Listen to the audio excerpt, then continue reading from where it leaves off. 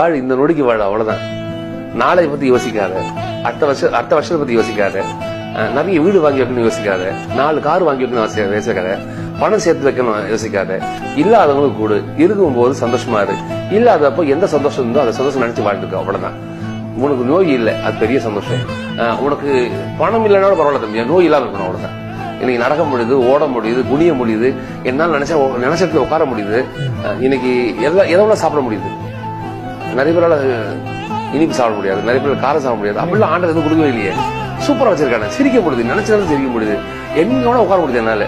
நீ கையெழுதி பிள்ளை வாங்கி கொடுத்தா சாப்பிடுவேன், அந்த தெருவில் கீழே உட்காந்து அங்கேயே தூங்குவேன். எனக்கு எந்த ஒரு கோட்பாடே கிடையாது.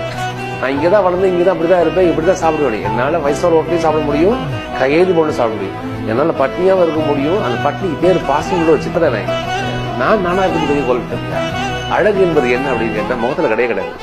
அகத்தின் அழகு முகத்துல தெரியும். அந்த அகம் அழகா இருந்தாலும் போதுமானது. எதிர்பார்ப்புகள் ஏமாற்று உருவாக்கு. எதிர்பார்க்காது. நடந்தா சந்தோஷம், நடக்கலையே நாளைக்கு நடக்க போகுது, அவ்வளவுதான்.